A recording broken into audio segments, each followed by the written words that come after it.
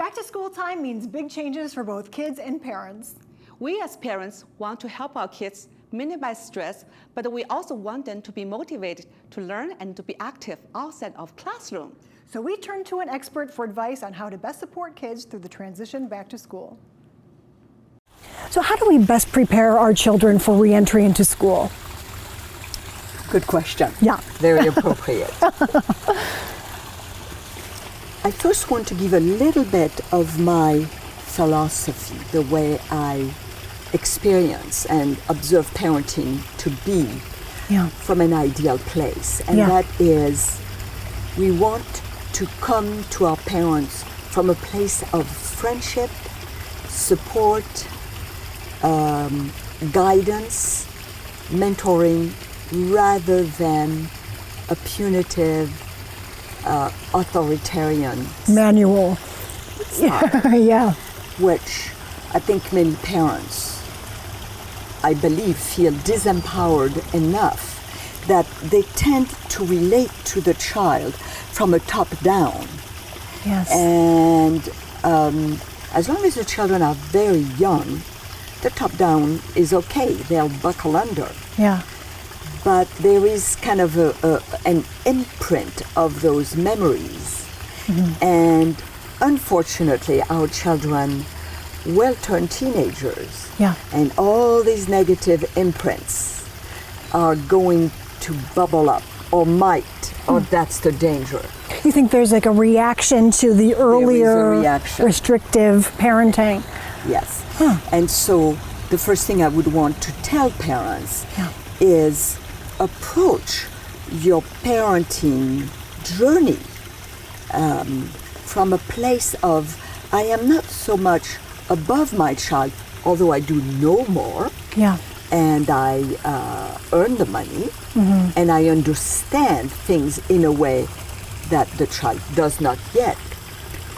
But when it comes to the experience of the child, only the child knows what his or her experience is. And my task as a parent is to be willing to put myself out of the way long enough to really be focusing on what is it like to be you, my child. So whatever the question arises, whatever that question is, I want to look at the question from the place of how can I be a warm, guiding mentor? And to be a warm, compassionate, guiding mentor is not to be mixed up with therefore there are no boundaries. And I think many of us parents, and me when I was a younger parent, I mean I had to learn that stuff, is that if I am a warm, guiding parent, a mentor, that means I don't have boundaries. It doesn't. It is that I think that the ideal parenting is a two-pronged, two poles. And those two poles are equally valuable, important, necessary. That on the one pole, I am going to be a listening person to the reality of my child. The other pole is I still need to create boundaries. All children need boundaries in order to feel self-confidence. But I do want them to be cooperative. See, that's why my book is trying to counterbalance cooperation with self-confidence. Giving enough boundaries to make them feel safe and secure and make them feel safe and secure, because without boundaries, children will not know where they stand, and unfortunately, they will get the message that they can push anything, they can push us, and they do, because already, they tug at our heart. That's, that's good. Survival, right? It's survival. We want them also to tug at our heart because we love them. And so we need to develop that kind of inner strength where we let them tug at our heart at the right time, the right place, in the right manner, and still hold ourselves accountable to our boundaries. So I would want to look at going back to school in that same vein, in that same flavor. Yeah. So I want to give you maybe a little bit of specific example of what that would mean. Yes. I like to work with parents who have children from a place that I call a round table. And I do mean that. And what I mean by a round table is I am willing to break down the hierarchy, even though there's a part of me that really likes the hierarchy. Yeah. I am on top. And kiddo, as long as you're here, you're going to do it my way. Yeah. Well, there is truth to that. Yeah. It makes it easier for us as parents to do that because it just makes it easier, but it makes it healthier for them too. But the style we use is everything. And I like to tell parents, you know, to learn to be in charge, because you are. There is nobody else. Yeah. You are the parents. It's your responsibility. But have a style that is flowing with the child. So how would we do that? Yeah. So particularly as it pertains to back to school. Anything. Yeah. Because I am going to talk about a process that applies to all aspects, all situations. Yeah. So once we have a round table, which we decide together day and time, that works best for most. Now, if your children are very young, you can say, well, we'll have a round. I've decided to do things differently, and we're going to meet and have a round table on Sunday at 4 o'clock before dinner, whatever. Like a family meeting. It's like a family meeting. If your children have not had any negative experiences with family meeting, there is nothing wrong with the term family meeting. Okay. If your children are a little bit older, and your audience children could be, 10, 12, family meeting, oh no, not one of those. Yeah, yeah. So the round table name in my mind implies that in some way we are going to put ourselves at the same level. And so I think that in order to break the hierarchy, but still be in charge, just want to make sure, but the hierarchical autocratic style will eventually create trouble in the long run, my belief. And I think research will show that. And I have worked in high security prison, and I can tell you that those prisoners, it wasn't that they were not punished, they were overly punished. So overly autocratic families. Yeah. So I would start with, well, honey, or kids, school is coming up next week. So I probably would do that a week before. Yeah. And the first thing I want to know is, what's your feeling about that, honey? And just listen. Yeah. Make sure you listen. Get on their level. Try to understand where they are. Understand where they are. Yeah. And so if they're not used to that, they may stay a little quiet. It's okay. Quietness is okay. Yeah. That's our learning as parents. Little quietness. So you might say, well, I remember last year you didn't really like Mr. So-and-so. And so it would make sense to me that maybe you're a little concerned. What do you say? Yeah. I'm going to listen. Yeah. I mostly want to listen. And also, oh, but you just loved when you had the social studies with so-and-so. Yeah. And PE. You thought that was pretty nifty last year anyway. Yeah. So next week we'll have school. You look forward to it, or vacation was just fine? Using those words too, it seems that will help the child to realize that you have an interest and you remember how things were. I have an interest, I remember, Yeah. and I'm going to do everything I can to give permission that, let's say, you say to me, and you can say that, maybe do it so I can respond. You say, well, Mom, I hate school. Yeah. Now, most parents, Yes. but I don't want to go to the I want to really hear you, because I'll go further. I'll have better success. I'm guaranteeing I'll have better success with you if I don't immediately jump. Tense up, yes, because it elicits a sort of reactive response, but that's not what we want. That's not what we want. So you tell me, Mom, you know I hated school. Yeah, Mom, you know I hated school. I remember that, honey. I don't want to go back to school. That's what you wish, never to have to go back. This was not a good experience for you. Yeah. So, so I want to hear that, and I want you and I to talk about how can we make it a better experience. Yeah. Because, see, it's the law, so I have to send you to school. We don't have a choice. Yeah, I don't it's true. have a choice. Yeah. But there maybe are some things that you and I could come up with that might make things a little bit easier. Let me propose a few things, and then I'd like your response to that, your reaction to that. For example, I would like to know, how shall I get you up in the morning? There's several things we could do. I could let it be totally up to you. We could set the clock at a certain time. We could put music. Maybe you would like to have soft music. Maybe you'd like a little belt.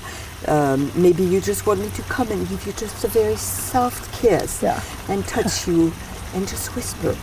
So really make them a part of the process. Always. Make those decisions up to them. Always make them a part. Always. And so then it'll be, for breakfast, honey, I like all of us to sit down for breakfast. It's just, you'll do better at school. You'll have a better day if you have a good breakfast. And so one day I'd like you to choose the breakfast, and I'll give you that for breakfast, assuming there is a sibling. The next day I'd like you, Johnny, to choose the breakfast. The third day I'll choose the breakfast, and the fourth day Dad will choose the breakfast, and I'll make sure that I have that available. What do you say to that, Hattie? It's perfect. That sounds great. I feel so much more at ease. It will help me to start my day the way that I'd like to. Yes. I'm not saying every day I'll do all different breakfasts for everybody. I'm not willing to do that, Hattie. But I am willing to every so often, every 4 days, it'll be your choice. And hopefully, when you choose pancake or French toast, everybody will be happy. But if you choose something that's just your stuff, that's okay. And I'll do it. Yeah. I have an opportunity to have my own turn. You have your opportunity to have your own choice. And I want you to have your own choice. Yeah. And every time I can. I won't always be able to, but I'm going to really make a point that each of you can have your own choice. So there's another thing that comes to my mind, honey, is getting dressed in the morning. And sometimes it kind of, you're sleepy, it's kind of hard. So I'd like you to tell me, would you want to choose your clothes, and would you want to have them chosen the night before? So it's all ready for you to hop in. And then I'd like us to talk about bedtime. That's often a big one, honey. And you already know some of my preferences and my rules. So I'm eager to hear your preference and your preference. So together we can come up with a solution that at least for 1 week, because I recommend we have a family roundtable once a week. So we can tweak things out. And if any of us, we didn't follow on our commitment, then we may need some reminder. And we may want some things for reminding us. And so I don't like to call those punishment, because ultimately I don't believe that punishment really work. But I believe reminders really work. So I want a reminder that will be meaningful for you, and I want you to remind me if I mess up on something. Sometimes I do. I need reminders also. You don't believe in punishment? I don't. Do you believe in repercussions? If there are true repercussions, and many times what we parents call repercussions, they're punishment. Let me tell you the problem with punishment. And I do believe many therapists and child development specialists, they basically believe in behaviorism, which is a version of, you do things my way, When you do what I want the way I want it, you get a goodie, a star. Yeah. And if you don't, you get a punishment. And I believe that's oppressive Yeah. for the child. And it's forgetting that I want to be a guide and a mentor to you. Yeah. I don't want to be treated, I myself don't want to be treated that way.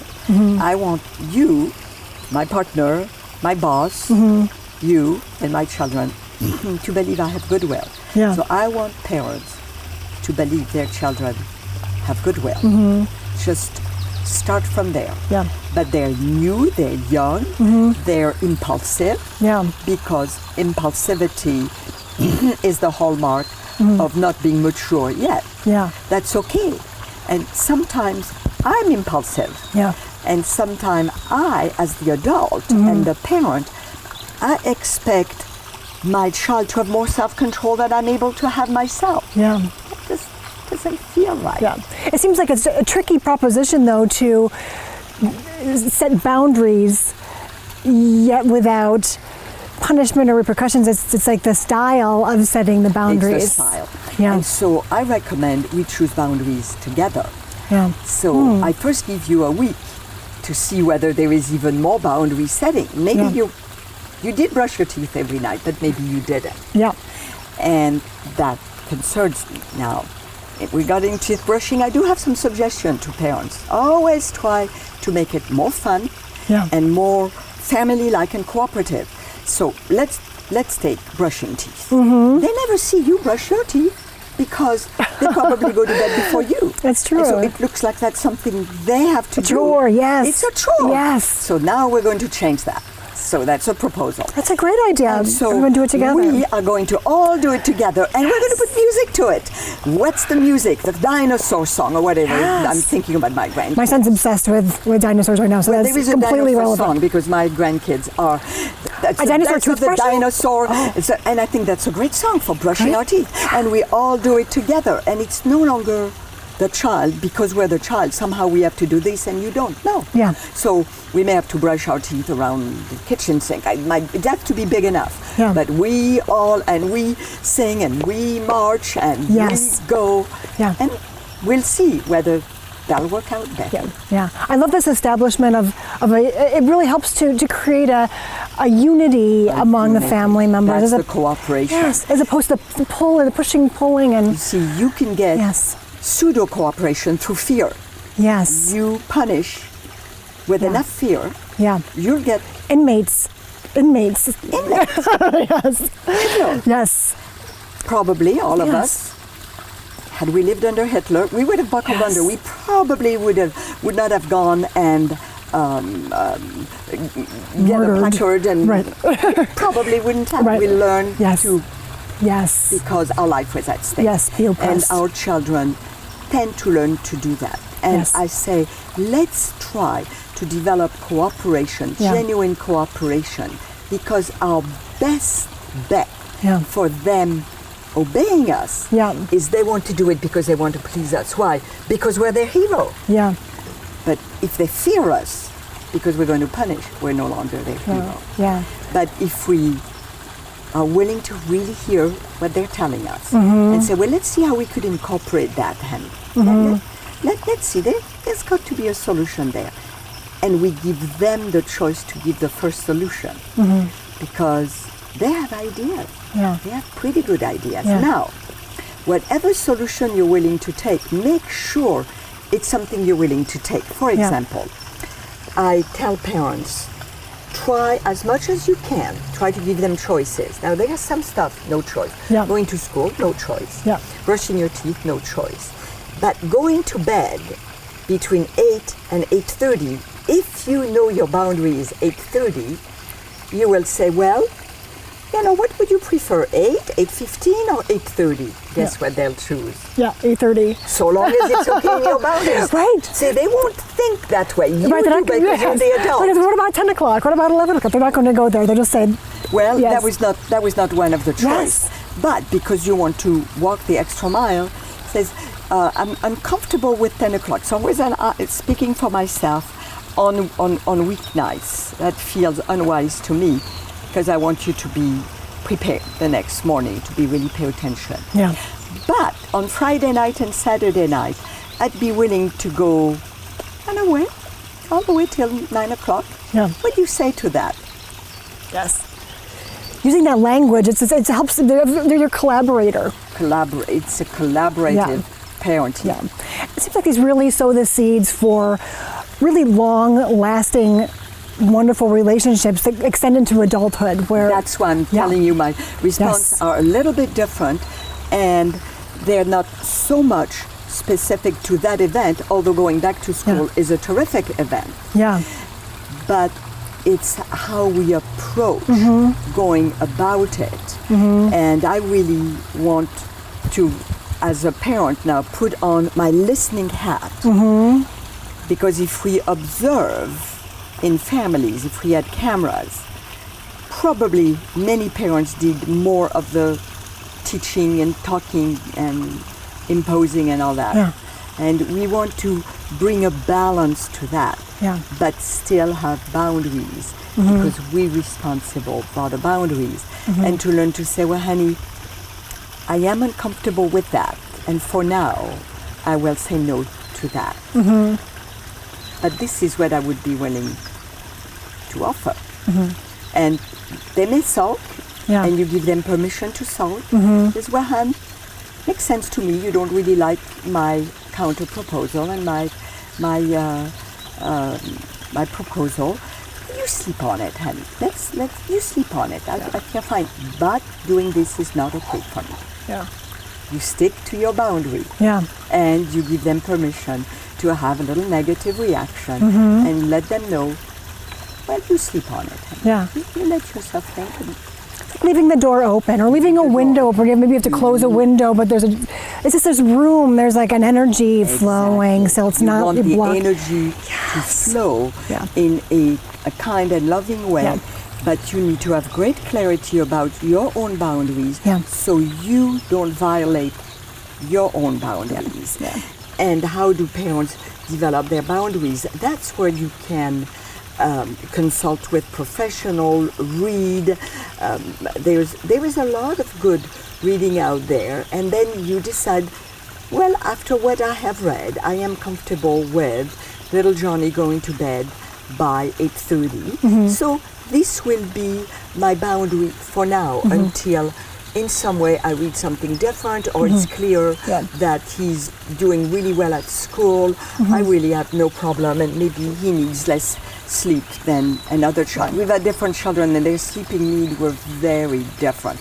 So you have to show a little flexibility. The older one may want the privilege of being a little older. So I would listen to them. I am willing to get the clothes ready the night before, let them choose what they want, even though sometimes I may not think it doesn't go well together. But the benefit of letting them choose as much as they can, and that there is no moral value. I mean, it's nice to be coordinated, but no moral values in that. Do you understand what I mean? And so if it's my own ego, I want to double check myself and say, okay, I'd like my kids to look like they're the best dressed, but making my child, letting my child make some of his or her choice. That helps build the confidence. That's where the confidence comes from. That's all where the self-confidence comes from. So that it's not only, and maybe not primarily, about intelligent quotient. Kids that end up joining gang and end up taking the wrong turn or going to drug behavior and becoming addicted or drinking too much or getting pregnant, they're bright kids. Trust me, they're bright kids. Intelligence is not the problem. It's emotional intelligence. That's why I think that as young as possible, certainly by age 5, but girls a little earlier than that, to go with this concept of a round table, of breaking down the hierarchy, of learning to really listen and include and incorporate your thoughts on that issue. That prepares a better future in my mind when they turn out to be teenagers, and they can and they will give us the finger. They just There's no getting around it. They're just going to do it. There is no getting around to it. But if we have developed a friendly, mutually respectful relationship, they'll remain friendly and mutually respectful, which is not to say they won't dabble a little bit, because exploration is part of growing up. And they may feel okay about making mistakes. Like, it's not the end of the world if they make a mistake, and they know they can come back to you. Just like you need to model for them that it's not the end of the world when you make a mistake. And so practice makes you perfect. To practice will make you better. We don't go for perfection. Because truly perfection is the enemy of good enough. We just go for good enough. And sometimes we ask that child, well, I'd like to know, what grade would you like for this class? What seems realistic to you? And, well, I don't like math, Mom, so I don't think I can do better than a B. B is good. How about we go for a B this quarter or this semester? Set a goal. That becomes a goal. Not an A. It's going to be a B, because if the child feels it's reachable, then that's motivating. If it's not reachable, then I've already given up. I'll give up. These are great tips for starting out the school year, for sure. I mean, this is a great opportunity to start new best practices. And you can tell your child, I've been learning and I've been reading, and because I'm always reading, because I really want to be a good mom, dad to you, honey. Even when I make mistakes, sometimes I make mistakes. Own your stuff as much as possible. So even when I make mistakes, I'm trying. And so this is a new idea that I read about, or I came across, whatever. And I'd like to try that. And this is what this would be. Let me run that by you. Let's take this concept into extracurricular activities. So extracurricular activities, there are so many options out there. Parents want to do their best. They want to give their children exposure. They want to nurture talents. They want to optimize opportunities for scholarships, perhaps. But how much is too much? So modern parents tend to do too much. We want so much to do the best. So I want to say to parents, one, relax more. Get in touch with whether you want them to do so much for them or for you. So much of it is for ourselves. And again, I would put a round table, and I would, in dialogue with one another, get a feel for what would you really like to do, honey? Because once again, they will do better if it comes from them. And they're more likely, if they do better and they like it, it's probably where their talent, lies. More than likely, because the child will know what they're good at.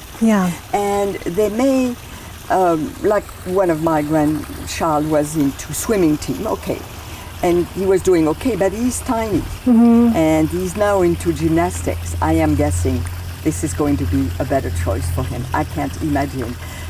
He's particularly small and competing.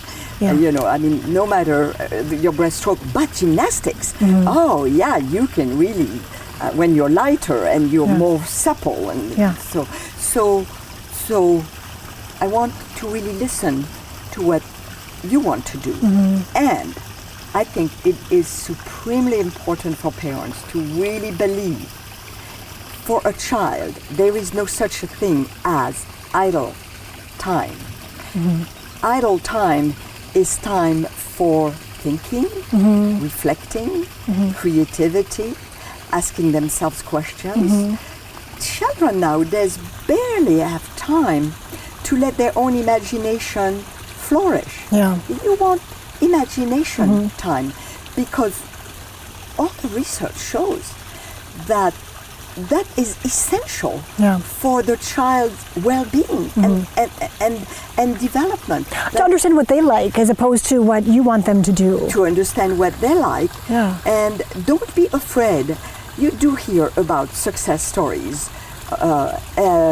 And so I think our son is one of the success stories. He loved to play games a lot. Now, he was pushing it a little too much, but he did love to play games. And he loved Legos. And he won a big Lego contest. Wow. Guess what his job is right now? He owns a game company. He's an entrepreneur. He started his own company nice? 12 years ago. And he wakes up every morning doing what he loves to do. Yeah. And he's creative and he's making a living and developing a name for himself. And so thankful probably that you didn't force him to spend the time playing the violin or whatever.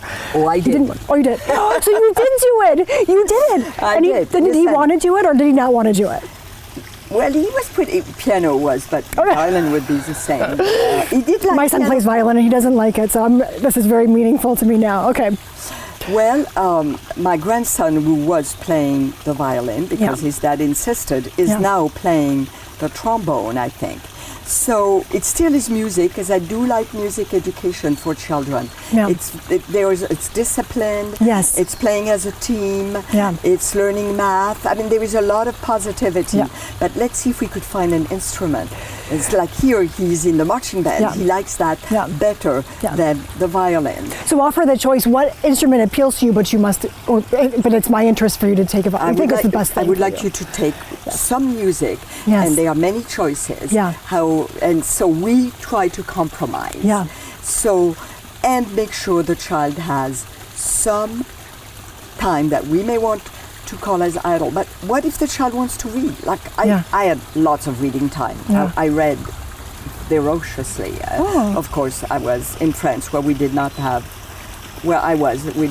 music nor gymnastics nor any of that. And I was ill and I read every day. I read. Wonderful. I still love reading. Yes. So some children will just need more time to themselves and to play by themselves. I think that nowadays I observe many parents feeling like they have to monitor and give ideas. And I would say, double check. It's probably your own insecurity.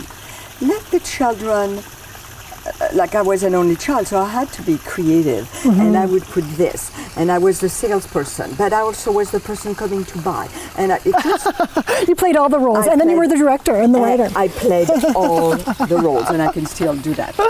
Wonderful. Yes, right now, yes. Yeah, I can play all the roles. So be sensitive to what your child likes. Yeah. I do believe that there are benefits to some music and some sports activity. I like team, if at all possible, Like a because team it sport. does teach them Working with others. teamwork. Yeah. But then the best way they will learn teamwork and cooperation is me or us as parents modeling that for them. So I want to be sensitive, and maybe whereas many children could do 2 activities, maybe this one can't, because this particular child is more inwardly focused and really enjoys just writing or painting. It's okay. Yep. And making sure you don't overbook the child's schedule. Make sure they have some downtime. They have some downtime. So you're saying exposure is fine. Exposure, yes. But keep listening so that it's still a cooperative process. It has to, from my perspective, that's the main thing I have to tell parents, that we want to let them know something that's important to us, but let it be a cooperative process. And to the degree they experience us as being cooperative with them, they will learn to be cooperative with us. Okay. So we've talked about how the family unit can play into the child reentry into school. One part that we're not as involved in, or that we can't be as involved with, is the social aspect of school. And now there's so much pressure on parents to be aware not only of what's happening to our kids, but also what our kids are doing, how they are interacting with other children. And as children get older, it's even harder to monitor what they're doing. Right. So what do you recommend? By the time they're older, it's probably too late. The foundation has been set. The foundation has been set. Okay. I recommend that your children are 4 and 6. Yes. Unless the 4 is a boy and he's a little, because boys sometimes are a little bit slower. Nothing Yeah, it's true. I love them all. Yes. But brain development, yes. in terms of brain development, we may have to allow the boys to develop a little bit slower than the girl. Yeah. That's all. I'm strictly talking biology and being sensitive Yes. to the child. Yes. But I would end, when we first do roundtable, it is okay for children that age to allow one to only come for 15 minutes. Flexibility. So now, talking back to the round table. Okay. That's the technique, so to speak, the process that I recommend that starts as young as we can, because in that process, of course, I say more, a little bit in the book, we thank each other. So from day one, we don't start a round table until we learn to thank each other.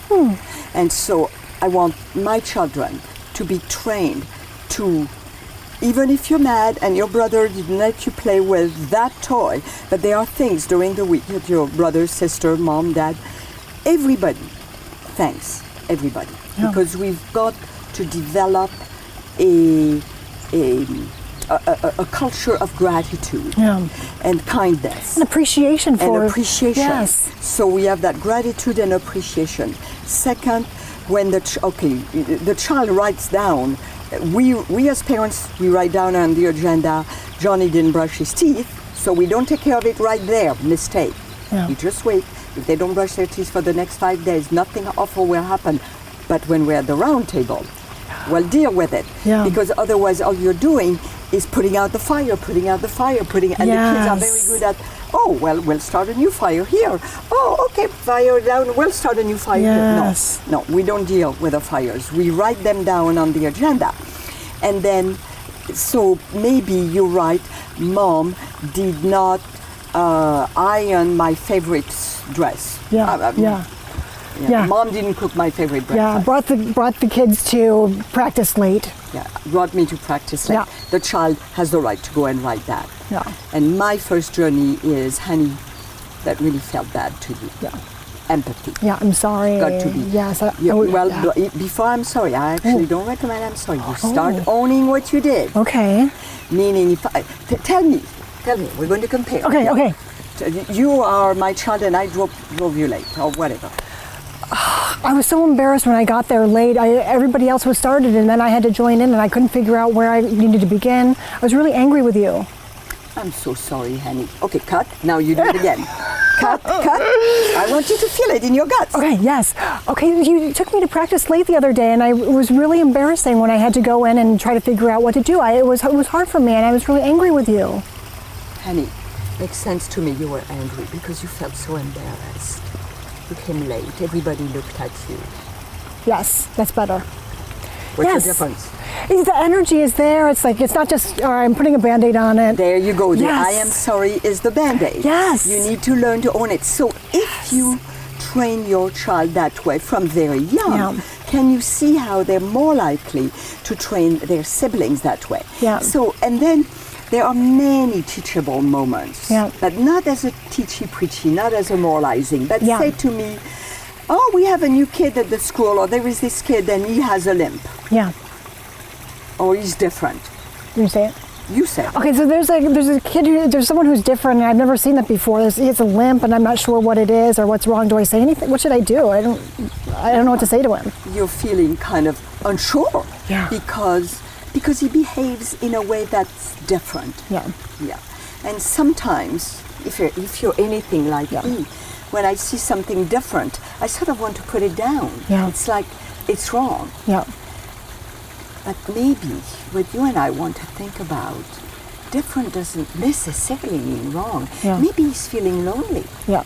Maybe he's feeling that he would like a friend. Mm-hmm. And it's kind of hard for you because the other kids are making fun of him. Yes, I see the other kids bullying this kid. I don't know what to do. You don't, that makes sense to me, honey. Mm-hmm. So one, you could tell some of your friends, I don't like that you're making fun of little Johnny. I don't like that because he's having a hard time. Yeah, but then they might be angry with me. They may. Yeah. And but then you tell me. Yeah. I want you to always tell me. But just because they're angry with you, sometimes people will be angry with you because you're doing the right thing. Yeah. But maybe you want to give him a little note and invite him to some play date together, and I'll help you. We'll play together. You won't just be left alone with him. No. We could play Lego or play Sorry or play something, and we'll do it together so you won't be left alone with him. But then you don't have to be embarrassed because it'll just be him and you and his mommy could drive him. Problem solved together. We problem solve together. Now, what about... And we share with the child the values. Yes. Our own values. So we see movies. There will be movies that will help.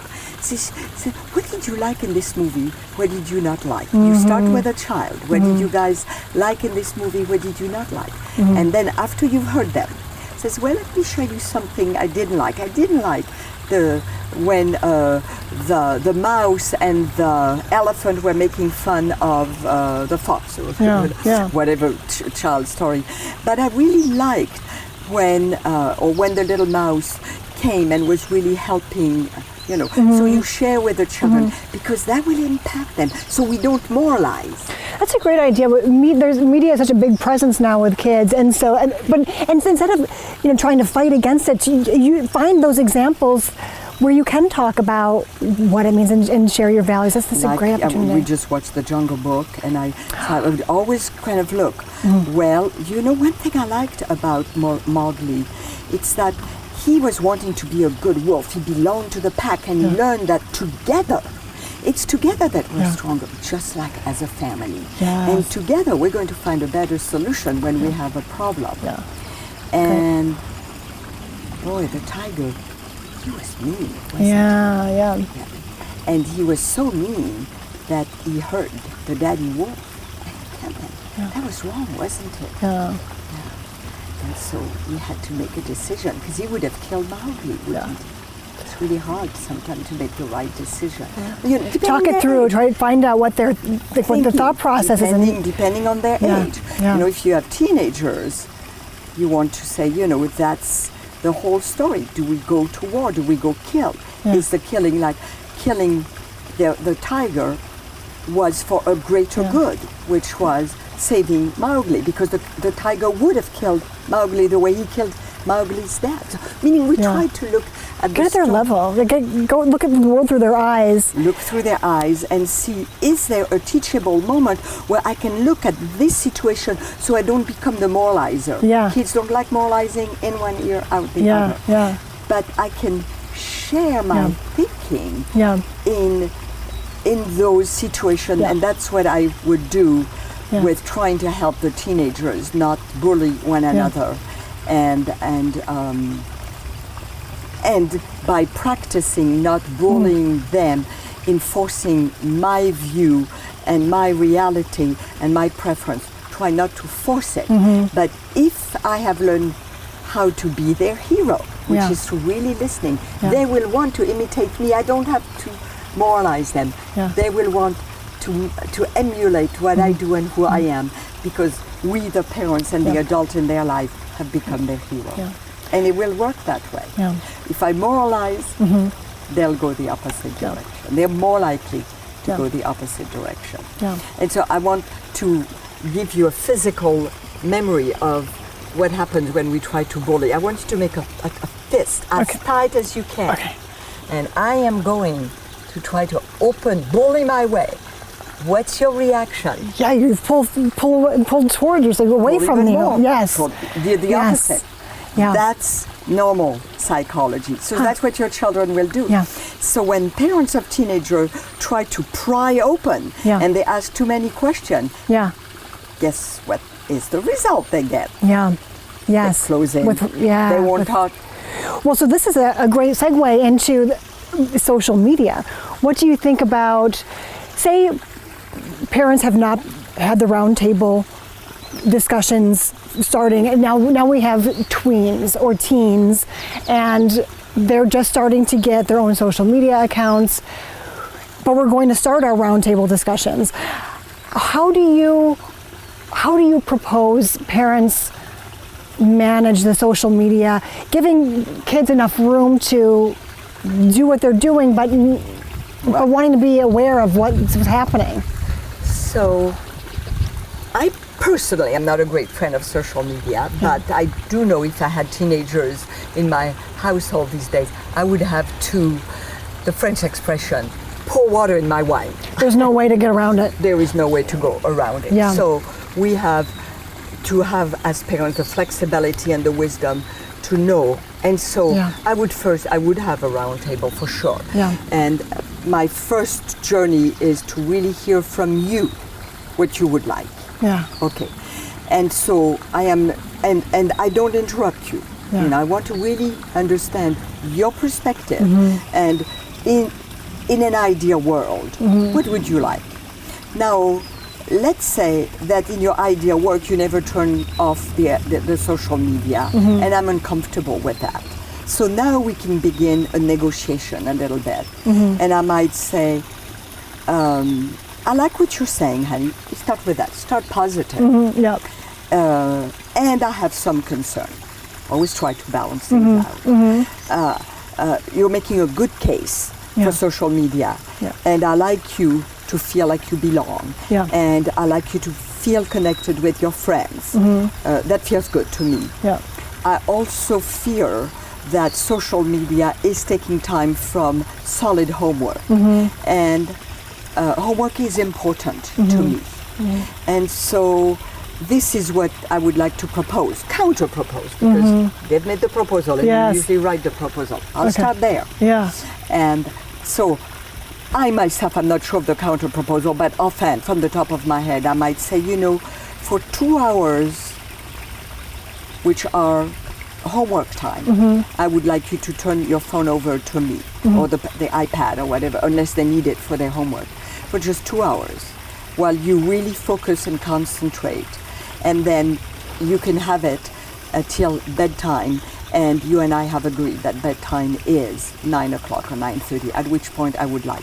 The reason I'm telling you that is I also know that porn is a real problem. Yeah. And if they stay at night in their bedroom and they have access to their media Devices, I would be a little bit concerned, and there are some good sites, the name of which I have forgotten, but I could give that to you, for parents of teenagers, pretty young, to really go and learn about the brain changes with too much porn and the damages it does cause. So this is not coming from a moralizing point. Really wanting to be biologically on top of about aggression and things like aggression and sexual difficulties later in life. And so that would be, I think, something like that would be my counter proposal. What do you think about asking your children or telling your children, cooperatively discussing the parent monitoring the social media? So instead of saying, okay, you can have a Facebook account, but I need to be I have to be able to see what you're writing or what people are writing to you. Because parents do need to have boundaries. Yeah. And I think it's a mistake for parents to not know. They must not be invasive. Yeah. But yes, one of the boundaries for me would be that I would be a friend. So I would have access. Because, you know, occasionally we hear in the news, you know, this child went on a rampage and going down. And the parents were surprised. They didn't enter their bedroom. It's full of gun. I do not believe in that. I don't believe in being invasive, but you just do have to have boundaries. It's just that hopefully there is the kind of relationship that you have had, because since the age of 5 and 6 you've had regular roundtable, that there is a cooperative and free-flowing experience between the two of us, and the child knows that without being invasive, that you will keep an eye on what is happening. What if the child is depressed? You know, depression is an illness. It can really happen. You want to know, would it only be to have empathy for your child? You're feeling depressed right now, honey. Tell me more what's happening. You're discouraged. And really listen. Don't panic. Listen, because the best, if it's a biological depression, they may need medication, but otherwise the best cure for depression is somebody that I can open up, I can talk to, I can be myself with. No, someone's not going to judge me, and somebody who is not put up going the to wall, judge me, and somebody that I am wrong, and do the moralizing bit. Just really listen. Boy, this is a tough one, honey. You're having a hard time with this class. Tell me about it. You're worried you might flunk. Yeah. Now, after we really listen, then we can say any solution you have in mind, and it could be to get a tutor, but don't jump there first. Yeah. Don't jump to solution too fast. Yeah. Let them talk first. Yeah. And then see what solution they propose, because they'll know, in their heart, they'll know the solution that would work for them. Could be a tutor or not. Maybe I already feel better, Mom. Thanks for listening to me. It seems like if you do have regular cooperative roundtable discussions, it won't be a big surprise if you find that your children. Happen. Yes. I agree with that. Yeah. It mostly would not happen. But you don't want to assume either. Right. They need to know that the boundary is there. Yes. It's a loving boundary. Yes. Because actually we only know who we are when we are in the presence of solid boundaries that we can count on. And oftentimes parents are weak because they're afraid, oh, she'll be or he'll be angry at me, or we won't. So they're afraid of that. So the boundaries are always so soft that the child cannot count on the boundaries. But then you don't feel safe because you don't know what's right or wrong, what's going to happen today. Yes. So I recommend parents, we only change boundaries at the round table. So for 1 week, the child knows that's the boundary, but we come with an open attitude to tweak anything. Everything is tweakable. Everything is tweakable with my partner, not everything in life.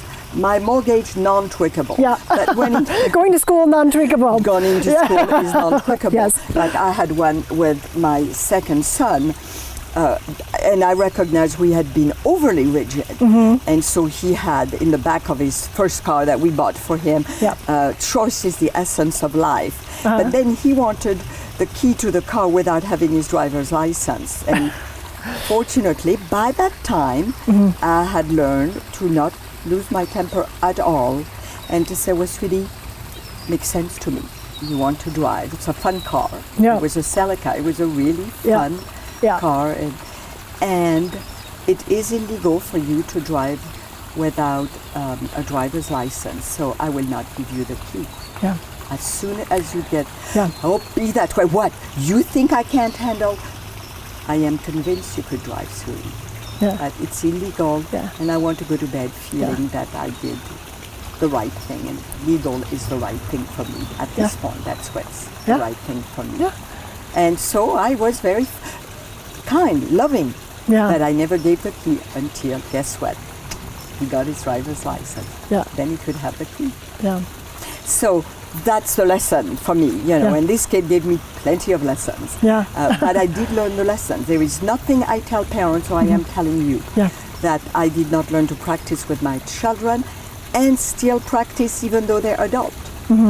Because it has helped us completely turn the quality of our family relationship. Completely.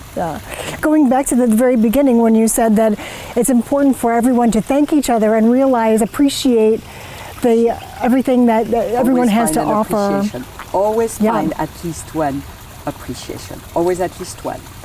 Because we do want to train our children that, yes, math is difficult, but you just got an A in your writing project, or you just got an A in your science project, or whatever. So we want to be appreciative that, thank you, Dad, for helping me with my science project. Thank you, Mom, for cooking lasagna last time. I love lasagna, and your lasagna was awesome. We thank each other. And the parent have to say, thank you, honey, for spending an hour and a half on this project, and I observed you so focused and concentrating. I felt really proud of you. Thank you.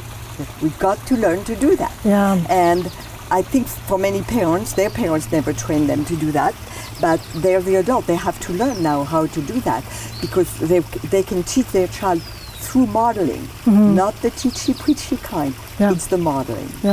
And modeling is the best way to teach our children.